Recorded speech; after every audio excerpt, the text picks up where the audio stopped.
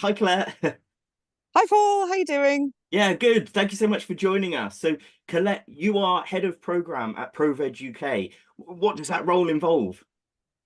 Good question. So I head up our school plates program. So ProVeg UK is part of ProVeg International. We're 12 country teams around the world. And in the UK, we focus entirely on school food. So I kind of run that program, which is trying to get kids across any school in the UK to eat more plant-based food and kind of reduce the meat content in school dishes to be healthier themselves and also to help make our planet healthier. How long have you been at COP? How many days now? Gosh, good 5 days. This is 5 the days, gosh. last day of COP, and I've been here for the second week. So we've kind of we've split out the team. There's the UN team, UN Affairs team at ProVeg International, who have been here for the entire duration. They're getting pretty exhausted, Mm. and then we've had a week one delegation and a week two. So I'm part of week two. So yeah, it's starting to wind down today, which is nice. It's much quieter here. Yeah. Well, so what's the experience been like then? Gosh, it's been overwhelming. I think in the build up to coming, it's my first COP. So we had lots of briefings about what to expect and all the processes and the key things we might hear about when we're here. So that was pretty overwhelming. And then you arrive, and there are thousands of people everywhere from every country around the world, all in their national dress. I mean, it's completely mind blowing. It's hot. It's a bit cooler today, so that was a shock to the system coming from England. I think, yeah, it's just struck me how we've all got this kind of common purpose that we're all here. So you've got government, you've got ministers, you've got NGOs like us, you've got youth groups, everybody who's got an interest in climate and protecting our planet is here. You've also got some people who maybe have got some ulterior motives, some lobbyists maybe not doing things for the right reasons, but everybody who's got an interest in this is here, and you've got access really to everyone. So people that I've been trying to talk to back in the UK, I'm just bumping into them here, even though there's thousands and thousands of people. I met people on the metro, like, senior politicians from St. Lucia I got talking to the other night. I sat next to the Minister of Climate Change and Environment for the UAE, who has been all over the news because she's the kind of lead food systems person at this COP. So that was incredible. I've met our shadow climate secretary from the UK and just bumping into each other and having a chat. So everybody's here. You can kind of access everyone and have those conversations. I think that's what it's all about, is just connecting in person and Yeah. having that dialogue to shift the needle. Yeah, so have there been any particular events or anything in particular that you kind of have gone there for or that has been a real highlight? Yeah, so there's a couple of things for me personally. I think the launch of the white paper on planet-friendly school food, which is a paper that's been being pulled together over the last year at least, coordinated by the London School of Hygiene and Tropical Medicine, and it's part of the School Meals Coalition, which is this global initiative bringing countries together around school food. So that launched on, I think it was Friday, which was the Education Day. So for me, that was probably my highlight event because school food is my thing. So there were lots of amazing speakers at that, and just kind of setting the tone for what we need to do around school food, how we need to do all the things that School Plates is doing. Delighted that School Plates is featured in that white paper as one of their case studies as a practical solution. So it features loads of case studies from all around the world. So it's great that we're kind of recognized that our solution works, it's practical, and it's there for the world to see, this is how we do things, and we're there to learn from everyone else as well. So that's probably my big highlight. Also on Sunday, which was 2 days ago, losing track of the days because it just blurs into one. That was the first time COP has ever had a dedicated food day. So it's a kind of bit of a landmark year in COP. And on that day, I spoke on a panel in the Greening Education Hub, which is kind of part of the Ministry of Education here, specifically about school food. So that was amazing. So we had a lovely audience. We had children, we had students, we had people working in other NGOs. And I was part of a panel with people from Benin in West Africa about what they're doing there, and also with HSI Brazil, with somebody I know there who are doing awesome work similar to school plates, but on a much bigger scale, as you can imagine, across Brazil. So we gave our perspectives on what's happening, what we're doing, what are the challenges. So it's just absolutely kind of mind-blowingly awesome to have these opportunities and have these discussions and connect with people all over the world about this work. It sounds really interesting. You're talking this idea that people are coming together with like shared and common goals and aims and experiences as well. But even though they're in, geographically really dramatically different places, that, like you say, that there's sort of initiatives that are similar or have similar aims. And I guess that coming together is the way that these things build and kind of people share their experiences. The report you mentioned as well, we shared on Friday, but we'll share again with this video as well. So perfect. Just thinking then a bit more broadly, have you got any kind of wider reflections? I know you say this is the first COP that you've attended, but we've had so many COPs now. Have you kind of got any reflections around the COP process?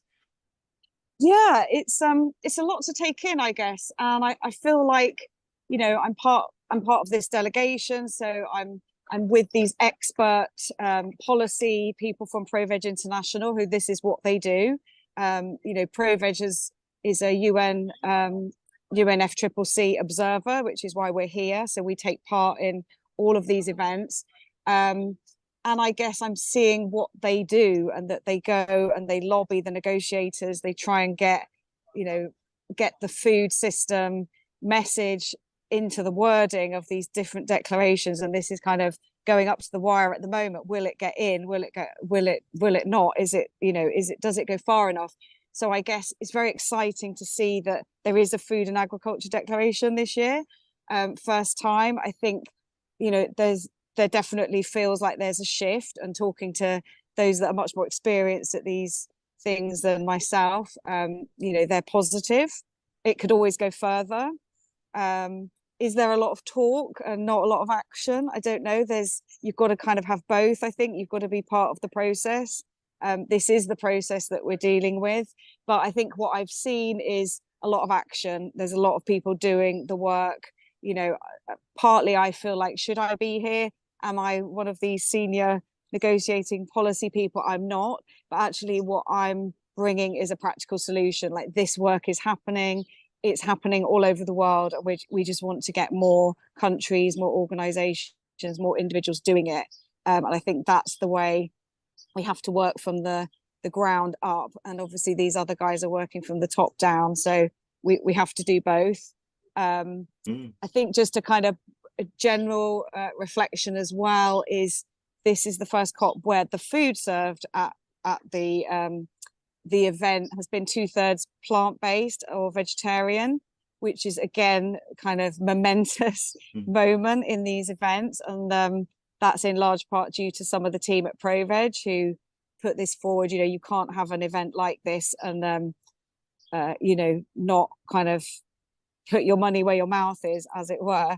So there's been great options. I think for me, it's great because I am completely plant-based, but meat eaters, I'm seeing people queuing up the plant-based food trucks that are all over the place. They've got massive queues. You kind of sometimes have to give up on the queues. They're so massive. So people are talking about food, which is exciting. I guess that maybe is that a bit of leadership as well, that it kind of shows that it is possible to cater these big events in a with a large proportion of plant-based, and maybe that's an example that others can follow as well. Yeah, I think so. And I'm sure you're the same. I go to lots of events in the UK and elsewhere, and they're themed around climate change or sustainability, and you get really non-planet friendly food served, lots of meat, and there's no excuse. If COP can do it for 100,000 people, we've got to start pushing this. And the events that we're doing in the UK, it has to be the same, and we have to use this model and how it's worked and how the COP presidency were influenced to get this out and get this to become normal. There's terrific food, and people are absolutely thoroughly enjoying it. So yeah, we've got to do more of it. Just another quick observation is the Greta Thunberg is not here. However, there are thousands of Gretas here, which is probably my most inspiring thing that I'm going to take away, is the level of knowledge of young people that have been at the sessions I've been at, that I've spoken to.